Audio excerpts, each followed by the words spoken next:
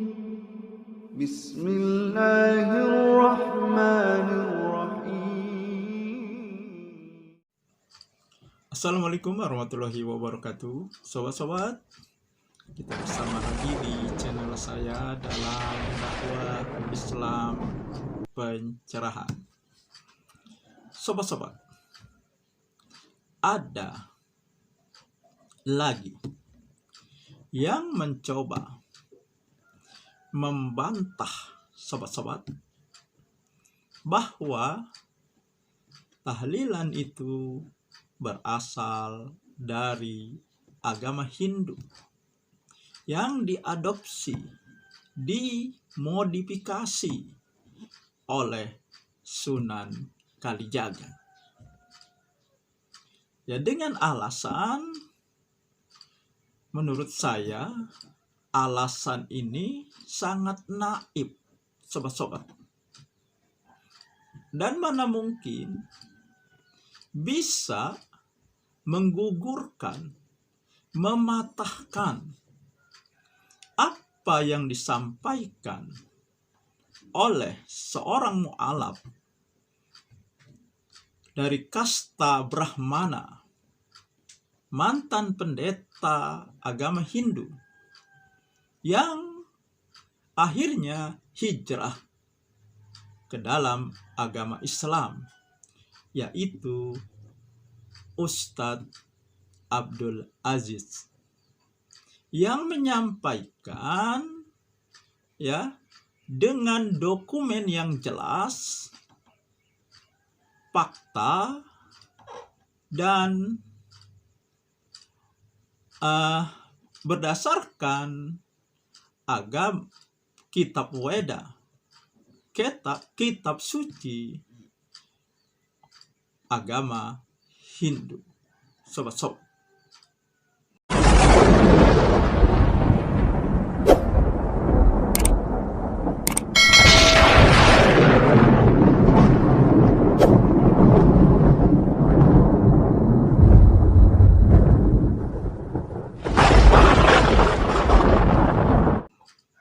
dan saya kira dan sekaligus juga apakah mereka yang menolak, yang membantah bahwa tahlilan ini berasal dari agama Hindu, mengingkari kisah Wali Songo yang sudah masyhur, khususnya bagaimana Sunan Kalijaga memodifikasi tradisi masyarakat Hindu ketika kematian menjadi kegiatan peringatan kematian yang kita kenal sekarang dengan nama tahlilan, sobat-sobat. Baiklah sobat-sobat, kita saksikan dan simak bagaimana yang membantah ini menampilkan dalil yang menurut saya ini naif, sobat-sobat. Kita simak dulu cuplikan video berikut ini, sobat-sobat. Dia dari pendeta agama lain masuk Islam. Begitu masuk Islam, dia melakukan pengajian di daerah Blitar. Di daerah Blitar, dia berceramah bahwa di dalam kitab Hindu dia sebutkan ada istilah begini untuk orang mati 7 hari, 40 hari, 100 dan seterusnya. Lalu orang mu'alaf ini tiba-tiba mengatakan bahwa tradisi umat Islam yang tahlilan 7 hari, 40 hari itu mewarisi Hindu Buddha. Itu meniru di dalam kitab agama mereka. Masya Allah, subhanallah. Kita heran, orang yang baru masuk Islam kok dipercaya. Nah, padahal kalau kemudian kita mempelajari lebih mendalam, di dalam Islam itu ada namanya ilmu mustalah hadis. Di dalam ilmu mustalah hadis itu ada istilah tautsik wa tajrih, memberi penilaian. ini baru masuk Islam, kok tiba-tiba dipercaya melebihi yang lainnya, melebihi para kiai, melebihi para ustadz, hanya oleh orang yang baru masuk Islam, lebih percaya pada dia. Lebih percaya pada dia. Maka kita tengok, ada seorang duta besar untuk Indonesia, orang duta besar Indonesia untuk Maroko. Beliau bernama Haji Tosari Wijaya. Beliau katakan, di Maroko itu mayoritas bermadhab Imam Malik, gurunya Imam Syafi'i.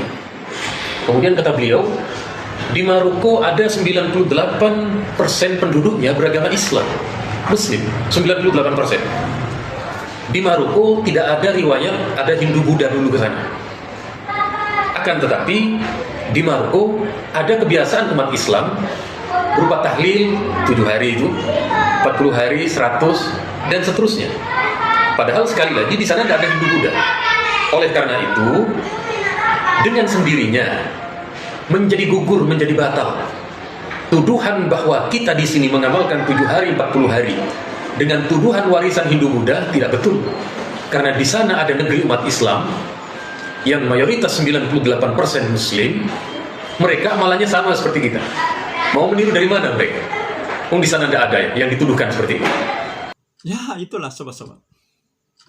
Jadi, ya dalil dia, argumentasi dia, alasan dia itu ya menolak atau membantah bahwa tahlilan itu berasal dari agama Hindu hanya sobat-sobat, hanya karena di Maroko, Afrika Utara ada ya peringatan kematian yang sama dengan yang ada di Indonesia, sobat-sobat. Ya memang orang Maroko di Afrika Utara itu tidak punya sejarah pernah dimasuki oleh agama Hindu atau bersentuhan dengan agama Hindu. Masyarakat Afrika itu kan juga memiliki keyakinan dengan ruh leluhur, ruh nenek moyang. Nah, begitu juga ketika ada yang meninggal, tentu saja mereka mempraktekkan keyakinan mereka sebelum beragama Islam. Dan cara Sunan Kalijaga diterapkan. Akhirnya kita menemukan tradisi peringatan kematian yang hampir sama dengan yang ada di negeri kita.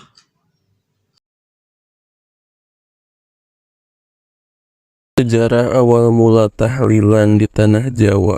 Berikut ini pembahasan tentang sejarah tahlilan di tanah Jawa, Indonesia, yang ditulis oleh Saudara Sangaji EM. Sebenarnya tahlil adalah istilah syar'i yang artinya ucapan la ilaha illallah, yang maknanya tidak ada Tuhan yang berhak disembah kecuali Allah. Namun entah kenapa istilah ini kemudian dipakai untuk acara yang dilakukan setelah kematian seseorang. Selamatan kematian dengan imbuhan an di akhirnya menjadi tahlilan. Sejarah lahirnya tahlilan di tanah Jawa. Perintis, pelopor, dan pembuka pertama penyiaran serta pengembangan Islam di Pulau Jawa adalah para ulama mubaligh yang berjumlah 9 orang, yang populer dengan sebutan Wali Songo. Atas perjuangan mereka berhasil mendirikan sebuah kerajaan Islam pertama di Pulau Jawa yang berpusat di Demak, Jawa Tengah. Para ulama yang 9 dalam menyiarkan dan mengembangkan Islam di tanah Jawa yang mayoritas penduduknya beragama Hindu dan Buddha mendapat kesulitan dalam membuang adat istiadat upacara keagamaan lama bagi mereka yang telah masuk Islam. Para ulama yang 9 dalam menanggulangi masalah adat istiadat lama bagi mereka yang telah masuk Islam terbagi menjadi 2 aliran, yaitu aliran Giri dan aliran Tuban. Aliran Giri adalah suatu aliran yang dipimpin oleh Raden Paku, Sunan Giri, dengan para pendukungnya seperti Raden Rahmat, Sunan Ampel, Sarifuddin, Sunan Derajat, dan yang lainnya. Aliran ini dalam masalah ibadah sama sekali tidak mengenal kompromi dengan ajaran Buddha, Hindu, keyakinan animisme, dan dinamisme. Orang yang dengan sukarela masuk Islam lewat aliran ini harus mau membuang jauh-jauh segala adat istiadat lama yang bertentangan dengan syariat Islam tanpa syarat. Karena murninya aliran dalam menyiarkan dan mengembangkan Islam, maka aliran ini disebut Islam putih. Adapun aliran Tuban adalah suatu aliran yang dipimpin oleh R.M. Syahid, Sunan Kalijaga, yang didukung oleh Sunan Bonang, Sunan Muria, Sunan Kudus, dan Sunan Gunung Jati. Aliran ini sangat moderat. Mereka membiarkan dahulu terhadap pengikutnya yang mengerjakan adat istiadat, upacara keagamaan lama yang sudah mendarah daging, sulit dibuang. Yang penting mereka mau memeluk Islam dulu, agar mereka jangan terlalu jauh menyimpang dari syariat Islam. Maka para wali aliran Tuban berusaha agar adat istiadat Buddha, Hindu, animisme, dinamisme diwarnai keislaman. Karena moderatnya aliran ini, maka pengikutnya jauh lebih banyak dibandingkan dengan pengikut aliran Giri yang dipandang radikal. Aliran ini sangat disorot oleh aliran Giri karena dianggap mencampur adukan syariat Islam dengan agama lain, maka aliran ini dicap sebagai aliran Islam abangan. Tersebut ada satu ajaran yang sangat berat dibuang sampai sekarang bagi orang yang sudah masuk Islam, yaitu upacara Pinda Pitrayajna, yaitu suatu upacara menghormati roh-roh orang yang sudah mati. Dalam upacara Pinda Pitrayajna ada suatu keyakinan bahwa manusia setelah mati sebelum masuk Iqwarman akan menjelma lahir kembali ke dunia. Ada yang menjadi dewa manusia, binatang, dan bahkan menjelma menjadi batu, tumbuh-tumbuhan, dan lain-lain sesuai dengan amal perbuatannya selama hidup dia. Dari 1 sampai 7 hari roh tersebut masih berada di lingkungan rumah keluarganya. Pada hari ke-40, 100, 1000 dari kematiannya, roh tersebut datang lagi ke rumah keluarganya. Maka dari itu pada hari-hari tersebut harus diadakan upacara saji-sajian dan bacaan mantra-mantra serta nyanyian suci untuk memohon kepada dewa-dewa agar rohnya si Pulan menjalani karma menjadi manusia yang baik, jangan menjadi yang lainnya. Pelaksanaan upacara tersebut diawali dengan Agnideya, yaitu menyalakan api suci, membakar kemenyan untuk kontak dengan para dewa dan roh si Pulan yang dituju.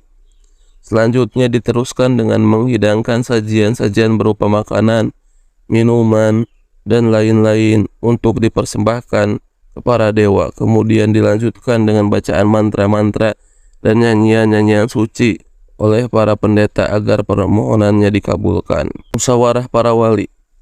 Pada masa para wali di bawah pimpinan Sunan Ampel pernah diadakan musyawarah antara para wali untuk memecahkan adat istiadat lama bagi orang yang telah memeluk agama Islam.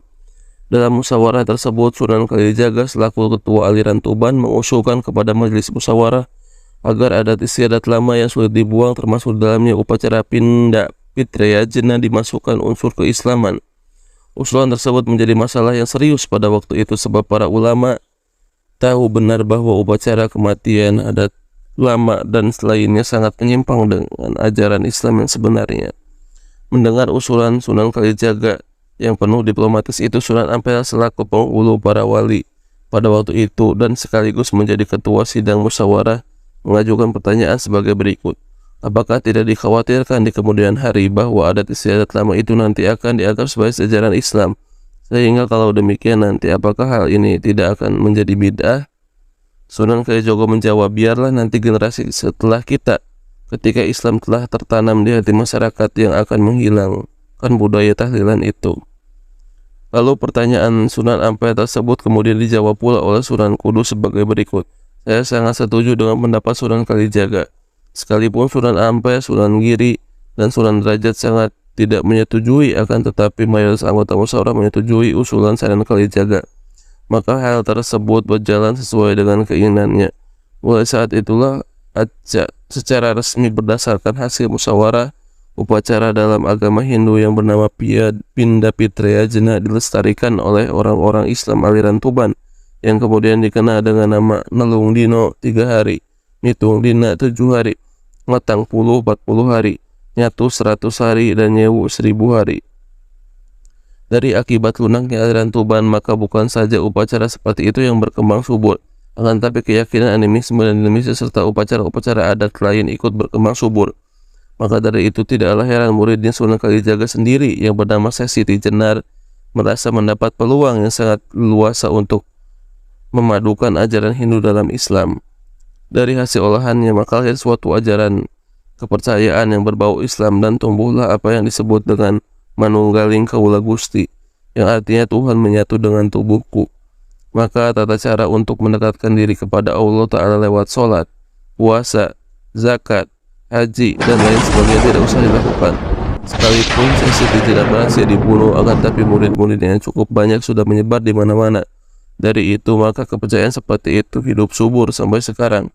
Keadaan umat Islam setelah para wali meninggal dunia semakin jauh dari ajaran Islam yang sebenarnya. Para ulama dan giri yang terus mempengaruhi para raja Islam pada khususnya dan masyarakat pada umumnya untuk melakukan syariat Islam yang murni mendapat kecaman dan ancaman dari raja-raja Islam pada waktu itu. Karena raja-raja Islam mayoritas penganut aliran Tuban, sehingga pusat pemerintah kerajaan di Demak berusaha dipindah ke Pajang agar terlepas dari pengaruh para ulama dan giri. Pada masa kerajaan Islam di Jawa itu, pimpinan Raja Bangkurat I, para ulama yang berusaha mempengaruhi keraton masyarakat ditangkapi dan dibunuh di Brondong di lapangan Surakarta sebanyak 7.000 orang ulama. Melihat tindakan yang sewenang-wenang terhadap ulama dan giri itu, maka Trunojoyo santri giri berusaha menyusun kekuatan untuk menyerang Amangkurat I itu. Pada masa kerajaan yang dipegang oleh Amangkurat II sebagai pengganti ayahnya, ia membalas dendam terhadap Trunojoyo yang menyerang pemerintah ayahnya. Ia bekerja sama dengan VOC menyerang giri, Kedaton, dan semua kepala serta santri aliran giri yang dibunuh habis-habisan. Bahkan semua keturunan Sunan Giri dihabisi pula. Dengan demikian lenyaplah sudah ulama-ulama Islam yang konsekuen. Ulama-ulama yang boleh hidup di masa itu adalah ulama-ulama yang lunak moderat, yang mau menyesuaikan diri dengan keadaan masyarakat yang ada. Maka bertambah suburlah adat istiadat lama yang melekat pada orang-orang Islam, terutama upacara adat Pinde Pitrayajna dalam upacara kematian. Keadaan yang demikian terus berjalan berabad-abad tanpa ada seorang ulama pun yang muncul untuk mengikis habis adat istiadat lama yang melekat pada Islam, terutama Pindah Pitrayajna. Pada tahun 1912 muncul seorang ulama di Yogyakarta bernama Kiai Haji Ahmad Dahlan yang berusaha sekuat kemampuannya untuk mengembalikan Islam kepada sumbernya, yaitu Al-Quran dan Sunnah. Karena beliau telah memandang bahwa Islam dalam masyarakat Indonesia telah banyak dicampuri berbagai ajaran yang tidak berasal dari Al-Quran dan Sunnah. Di mana-mana merajalela perbuatan khurafat dan bid'ah sehingga umat Islam hidup dalam keadaan konservatif, mempertahankan kebiasaan dan tradisional. Munculnya Kiai Haji Ahmad Dahlan bukan saja berusaha mengikis habis segala adat istiadat Buddha, Hindu, animisme, dinamisme yang juga melekat pada ajaran Islam, akan tetapi juga menyebarkan pikiran-pikiran pembaharuan dalam Islam agar umat Islam menjadi umat yang maju seperti umat-umat lain. Akan tetapi aneh bin ajaibnya, kemunculan beliau tersebut disambut negatif oleh sebagian ulama itu sendiri, yang ternyata ulama-ulama tersebut adalah ulama-ulama yang tidak setuju untuk membuang beberapa adat istiadat Buddha dan Hindu yang telah diwarnai keislaman, yang telah dilestarikan oleh ulama-ulama Aran Tuban dahulu, yang antara lain upacara Pindah Pitrayajna yang diisi napas Islam yang terkena dengan nama upacara Nelung Dina, Mitung Dina, Matang Dina, Nyatus, dan Nyewu. Pada saat itulah secara lambat laun upacara Pindah Pitrayajna yang diwarnai keislaman berubah nama menjadi tahlilan sampai sekarang. Sesuai dengan sejarah lahirnya, istilah tahlilan dalam upacara kematian hanya dikenal di Jawa saja. Di pulau-pulau lain seluruh Indonesia tidak ada acara ini. Seandainya ada pun hanya sebagian rembesan dari Pulau Jawa saja. Apalagi di negara-negara Timur Tengah seperti Arab, Mesir, dan yang lainnya. Di seluruh dunia maka sekali tidak mengenal upacara tahlilan dalam kematian ini. Dengan sudah mengetahui sejarah lahirnya tahlilan dalam upacara kematian yang terurai di atas, maka tidak akan lagi mengatakan bahwa upacara kematian adalah ajaran Islam. Bahkan kita bisa mengatakan bahwa orang yang tidak mau membuang upacara tersebut berarti melestarikan salah satu ajaran agama Hindu. Orang-orang Hindu sama sekali tidak mau melestarikan ajaran Islam, bahkan tidak mau mempercikan ajaran Islam sedikit pun. Tetapi kenapa kita orang Islam justru melestarikan keyakinan dan ajaran mereka? Tidak cukuplah bagi kita sunnah Rasulullah SAW yang sudah jelas yang kita kerjakan? Kenapa harus ditambah-tambah mengada-ngada? Apakah mereka beranggapan ajaran Rasulullah SAW masih kurang sempurna? Mudah-mudahan setelah kita tahu sejarah lahirnya tahlilan dalam upacara kematian, kita mau membuka hati untuk menerima kebenaran yang hakiki, dan kita mudah-mudahan akan menjadi orang Islam yang konsekuen terhadap ajaran Allah Subhanahu wa taala dan Rasulnya Shallallahu alaihi wasallam. Dan faktanya, Nabi, para sahabat, para tabi'in, para tabi'ut tabi'in, bahkan imam mazhab yang 4 tidak melakukan tahlilan untuk orang yang mati. Semuanya berpulang kepada Anda semuanya, sobat-sobat, para pemirsa semuanya. Ya, keputusan ada di tangan Anda. Gunakan logika berpikir Anda yang benar. Gunakan akal sehat Anda. Ya. Jangan taklid buta. Sehingga logika berpikir kita menjadi beku dan kecerdasan kita menjadi tumpul oleh karena taklid buta. Demikian sobat-sobat, semoga ini menginspirasi dan mencerahkan. Nasrum minallahi wa fathun qarib. Wassalamualaikum warahmatullahi wabarakatuh.